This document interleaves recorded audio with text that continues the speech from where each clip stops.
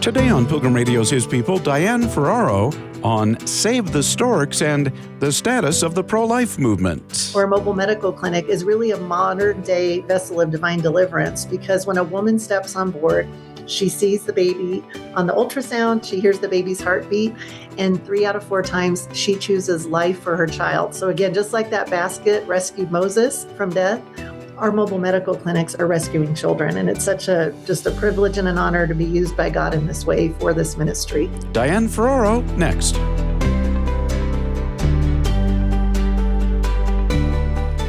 Back in 2021, Diane Ferraro became the first female CEO of the pro-life organization known as Save the Storks. Coming up next, Spencer Dalke talks with her about the mission of Save the Storks and the state of the pro-life movement. Just to kick us off, would you introduce us to Save the Storks and what your guys' history has been? Yes, well, Save the Storks is a pro-life ministry. We also say we're life affirming. We're here for the mom, and we're here to save the baby's life. We started in 2012 with a single mobile medical clinic, which a lot of people know as the Stork Bus. When I joined the ministry in 2018, I came out of a corporate marketing background. And so I saw this incredible opportunity to share the Stork Bus with the communities across the United States.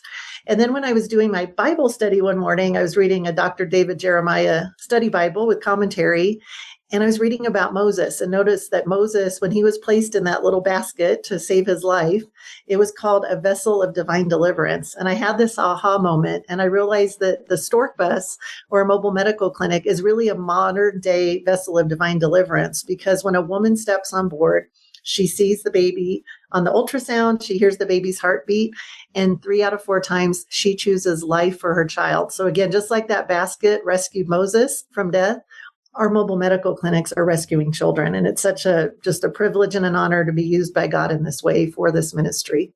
How long have you guys been doing the Stork buses? I saw recently in the news that you maybe expanded, so I assume this is maybe not a recent thing. Yes, we sure did expand. So we've delivered 109 mobile medical clinics, and we're in 35 states. So that means that we have these life-affirming vehicles across the country. We want to be in all 50 states. That's our ultimate goal. And we really have a mission to expand into all the abortion-centric markets, of which there are several. There's 40 right now where abortions are prevalent. We are in California, we're in Colorado, we're in New York.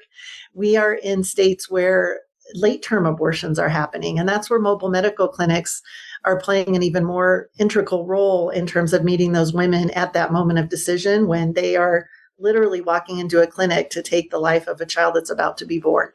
How did God draw you to this ministry? Well, great question. I was actually adopted as a baby, and I always grew up, knowing that it was a blessing to be adopted. It wasn't until I was 26, though, that I met my birth mother. I was born and raised in California. That's where she chose my adoptive parents. But I shared hypothetically that my birth mother could have easily driven to Mexico to abort me. It was just a 2-hour drive. What I found out a few years ago, she was watching one of my videos when I shared that story, and she said, "Diane, I have something to tell you. I did drive to Mexico to abort you." And that broke me. I had a good cry that night, because then that made this all the more urgent for me, because I knew we had to reach more women like my birth mother who are really at that moment of decision. And now it's not women driving to an abortion clinic. 70% of women are taking the abortion pill at home. And women are making these decisions really without any input. There's been stories out of Texas you might have heard about where a boyfriend is putting the abortion pill in a woman's drink, so she doesn't even know she's giving herself an abortion. It's tragic. Women are now taking the abortion pill, again, without any medical supervision. They're not seeing the ultrasound. There's no ultrasound required like would be in the past with the traditional, in-office surgical abortion. And women are going to be living with a life of regret, just like they are like they did with the abortions in offices at Planned Parenthood. But now when women are taking that abortion pill, they're being told it's not a baby, right? Just like they've been told before. We've heard from women who are going through with the entire procedure with the abortion pill, and they are essentially delivering a baby in their bathroom that is no longer living, and they have to see that, and they have to decide what to do with that baby. this is where it becomes much more difficult, because in the past they were paying someone else to abort their baby. Now they're becoming their own abortionist. And my heart breaks for these women. I have so much compassion for them because they're making the decision in the dark, and they're not getting wise medical counsel. They're not getting counsel from life-affirming organizations or even from actual OBGYNs. And again, they're going to live with this life of regret. And that's where Save the Storks is coming in to really meet her where she's at. We call it meeting the woman at the well, because just as Jesus met the woman at the well, we need to meet women, not just to save the storks, but the entire church. Everyone who, really loves life and wants to empower women to create that story of hope and empowerment for women. We want to meet her where she's at, just like Jesus met the woman at the well. How has the landscape, shall we say, for, abortion and these women that are in need of help, how has that changed over the last few years? I know we've got some pretty significant Supreme Court decisions and, political, legislation to, or at least proposed to defund Planned Parenthood. And that's about as far as I know. Yeah, you're absolutely right. Well, when I started in 2018 at this ministry, Roe was just a fact, right? It was something that we all just assumed would always be part of the American way. And when it was overturned and when it went back to the states, I think some people thought, oh, good, abortion's over. And the opposite actually happened, because some states, again, like Colorado, California, New York, they went more aggressive. Abortions are prevalent now. Colorado is an abortion tourism state. So abortions have actually increased since Roe was overturned. And again, the abortion pill is something that is really hiding the true numbers. It's hard to know exactly how many women are aborting their babies each day, but, we know from recent research, it's about 3,000 women a day are aborting their babies. It's been difficult because, again, we are really working on that digital landscape to meet women where they're at. We have a website called For Every Woman, where we're able to really intercede with a woman who's Googling, abortion services or general reproductive health questions. And we are interceding with life-affirming options and resources. There are many amazing organizations. We are part of a collective called Stand for Life, and there's other pro-life ministries that are national and international, and we're all working together to truly provide life-affirming options for women, but again, doing it with love and compassion. Yeah, I encourage your audience to check out standforlife.org.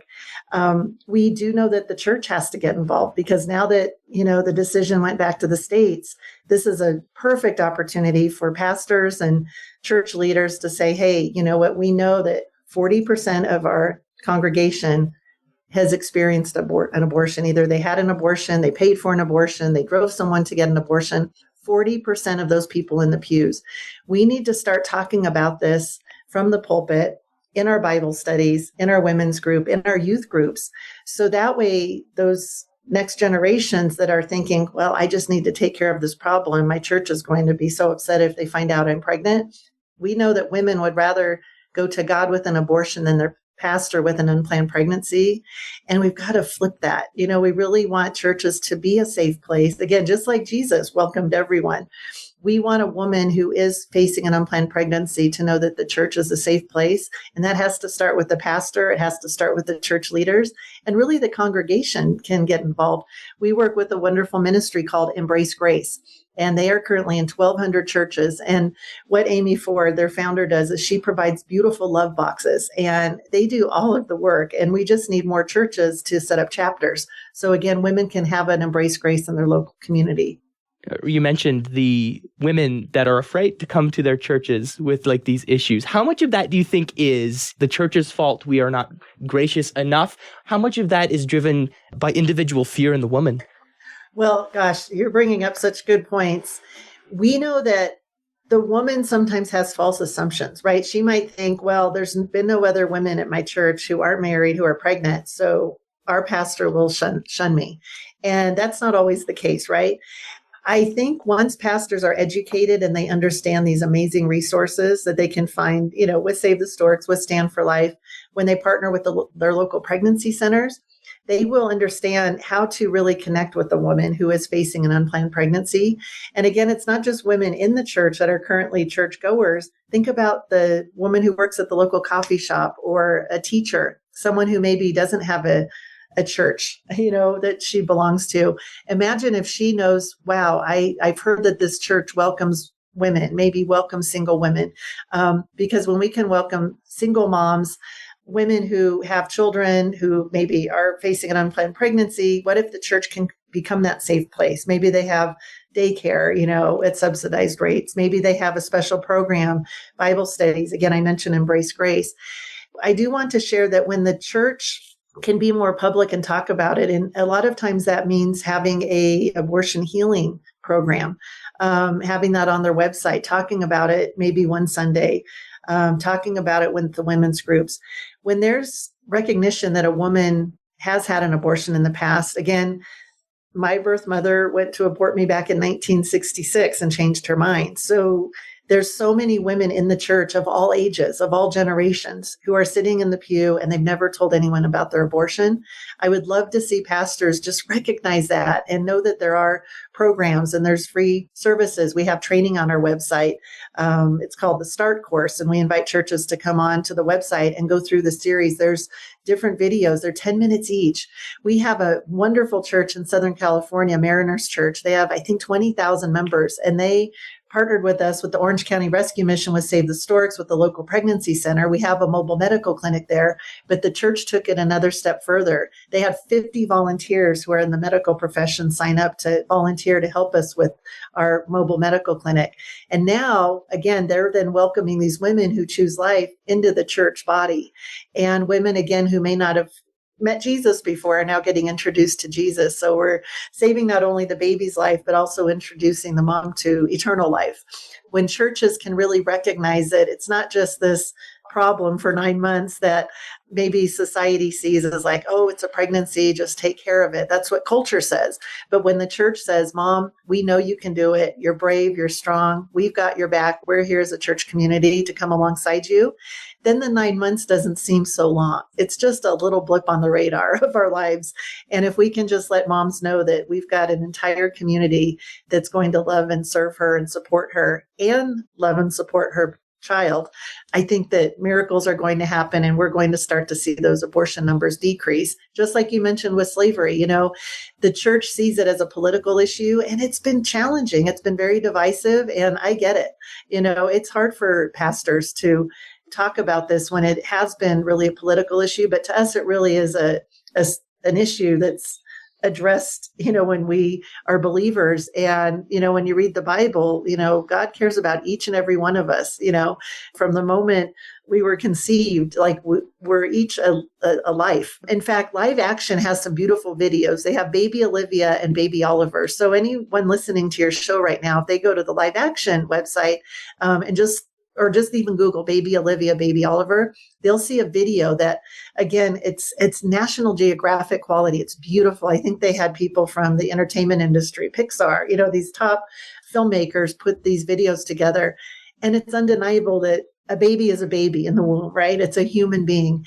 And I think too, when churches can really even empower the youth is so influenced by social media and pop culture and, stars like Billie Eilish, they come out strong for Planned Parenthood and My Body, My Choice. So let's start educating the youth as well and let them know, no, a baby is a beautiful creation. It's God's gift. And whether that baby is considered unplanned or planned, it's still a baby. And that baby has a right to have a chance at life. Well, my guest today is Diane Ferraro. She's CEO of Save the Storks. We've been catching up with what's happening in the pro-life movement, I guess.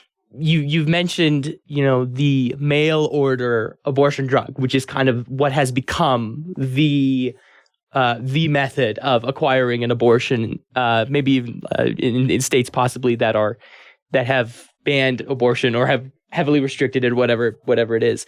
I can only imagine that would be very traumatic for a lot of these women. Not only, pain in childbearing, but also having to dispose of it. How can churches be more equipped to handle that level of trauma? Having a partnership with the organization Support After Abortion is a great website. It's a great tool for churches to go to because there are programs for every denomination. They have, one-day healing programs. We've had staff members who are post-abortive go to weekend retreats, and that's through Deeper Still, another organization. There's, I think, literally 200 different post-abortive healing groups across the country. Churches really should look into, I would go to Deeper Still or Support After Abortion and learn more about what they can do to support women. And again, men are also bearing the burden. We've been at Christian conferences. I remember a 70-year-old man came up to us. I think he might have been a pastor, a former pastor. He was crying. He said, I paid for my girlfriend to have an abortion in college. This is a pastor who's been holding this because he felt like if he shares it, his congregation's going to judge him. But imagine the power of that pastor really candidly sharing his story and his past trauma, what that can do to open up other hearts and really share their past. And again, I feel like when the wiser and older people in our churches are being transparent and, taking the basket off that light and saying, look, this is my past. This is what I've done. Not that we have to air all of our dirty laundry, but I think if we can have a safe place in the church, think about that teenager who's sitting in the pew and might have just found out she's pregnant and her boyfriend's pressuring her to have an abortion. She might say, well, that lady who runs the women's Bible study just shared that she had an abortion and she regretted it. I'm going to go talk to her and find out why she did regret it. That could be all she needs to change her mind and choose life for her baby. And we really believe churches should really be supportive of adoption, support those parents who are foster parents and adoptive parents, because when we can step in the gap and, the world they're telling pro-life people all the time, oh, you only care about the baby. You don't care about that child in foster care. You don't care about that homeless person. You don't care about the person in jail who grew up in a terrible situation with their family. When I lived in LA, I was a foster parent. I did adopt a teenager. It was tough. And it wasn't just me. I had a church where our pastor personally adopted a special needs child. We had so many families who were foster parents. So I think when the church really can step into this and say, look, we're going to not only help women choose life for their babies, but we are going to have a program for foster parents. We're going to maybe have a program for emancipated foster youth. Imagine if there's a safe place for kids who age out of the system, but that church is right there. Let's see where else we can be pro-life. Absolutely. Save the Storks. We need support. We need prayers. But the pro-life movement doesn't stop at just that baby in the womb. It really does extend to making sure moms and children are cared for their entire lives. A special needs child. I just saw a news alert this morning that there's some famous YouTuber. He and his wife had shared their pregnancy. They found out the baby is diagnosed with Down syndrome and they aborted the baby. Youth will be seeing that and they'll be saying, well, if that YouTuber did it, it's okay. So that's where, again, the church has to just be louder than pop culture and remind everyone, our congregations and really everyone in the community that life is precious. Even if they do have a diagnosis that's tough, the church can come alongside them. And again, I can't tell you how many resources there are out there to support families when they do get a tough diagnosis. You mentioned earlier that you came from a position where you're working in marketing. So I guess drawing on that expertise a little bit, there are so many voices that are educating children to believe that being pro-choice is more compassionate. Mm-hmm. How can the church craft its messaging, shall we say, and turn that around? My pastor, he just hits it head on. He'll be at the pulpit and he'll call out something. And I think when we have brave pastors who can call out, I mentioned Billie Eilish, talented musician, but she is so far out there in terms of what she thinks women's health is. And again, like you said, young people are listening to this music. They're hearing from these celebrities, social media celebrities, pop influencers. They are also listening to people who are getting paid. I heard one of the Kardashians once received $200,000 to do a paid Planned Parenthood post. Even celebrities are being influenced by Planned Parenthood. Planned Parenthood is a $3 billion machine, annual, $3 billion a year. They're getting millions and millions of dollars from the Gates Foundation, from, I think it's Jeff Bezos' ex-wife. Just millions of dollars are being poured in. And part of their strategy is to have celebrities and social influencers push out this false narrative that abortion is healthcare and it's my body, my choice. I was watching the news the other night for some of the returns for elections, and there was one candidate and her headshot that they showed on the news was I support Planned Parenthood. That was her shirt she wore as a political candidate. And I thought, if that's not getting paid off by Planned Parenthood, I don't know what is, to have that be your headshot. Young people, again, they need to hear from the church. I would love to see more Christian artists and influencers, stand for life. I would say it's very few and far between. I've heard from artists that I know, I said, hey, how come we don't have more Christian artists who are, saying, hey, we need to stand up for life. We need to, support moms. We need to align with different pro-life ministries. They said their careers could be over as a Christian artist. So there's so much pressure. So I think if church leaders can really say, hey, we're going to welcome, Christian artists into our church who maybe are pro-life and they're open about it. We work with Matt Hammett. He's an amazing artist. He was the lead singer of the band Sanctus Real. He is not ashamed to stand up for life. And he shares his personal story about what he and his wife went through. He speaks at pregnancy resource centers. I think he's traveling almost every other week of the year to just go share his testimony. Churches could invite Matt Hammett to come and share his testimony, and people of all ages will appreciate his music, but even more importantly, appreciate, what he went through. And now he has a beautiful son. I think Bowen turned 15, right? And they were told to abort him.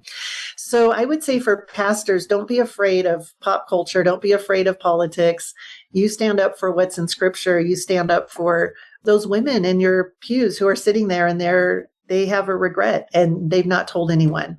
So if the pastor could really look at the congregation, he's the shepherd and representing Christ, and he's got his flock, and we want to go after that one lost sheep. And that one lost sheep could be that woman who had an abortion, yesterday, or it could have been 30 years ago.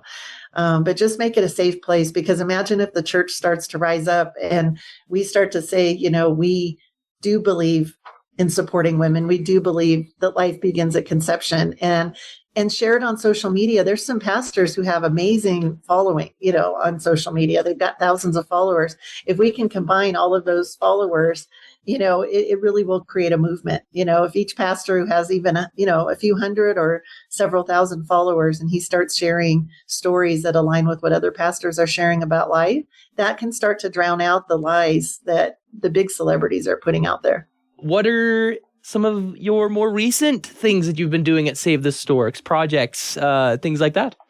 Yes. So I did mention our For Every Woman platform. So that's a website. If you go to foreverywoman.org, it has over 15,000 resources. And it's really exciting because it's taking what we're doing with our mobile medical clinics, when we're really on the road and serving women and meeting them where they're at. Now we're meeting women where they're at when they're online and when they're doing a Google search. We have been so blessed to have community partners around the country where, again, a lot of churches are listed there, churches who are part of Embrace Grace, churches who are just, standing in the gap, churches who might have a fatherhood program. We also are working more and more with rescue missions where they're providing housing and job training, education, a safe place for women and men, families to live while they are getting back on their feet. And they also happen to have this child. We had a wonderful story where a woman was considering aborting her baby. In fact, she made an appointment, but she was getting into a housing program. She noticed what she called our pregnancy van, which was our mobile medical clinic, when she was doing a tour for a program she got into.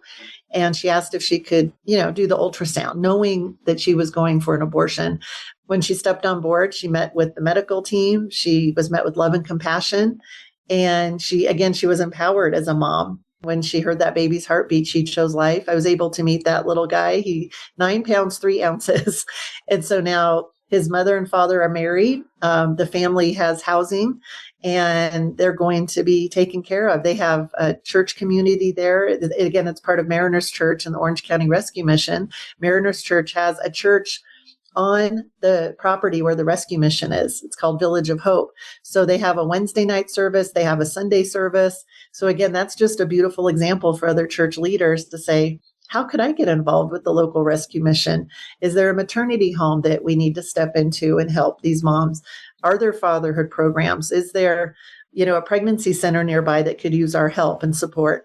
I love how we're really finding out how we can intersect what's happening digitally with our mobile medical clinics. And again, bringing the church into that conversation so the church can be part of the movement. back in New Jersey, a really tough state, right? There's a lot of opposition to any pro-life movement. There's a church there. It's a Calvary Chapel. They have 2 mobile medical clinics.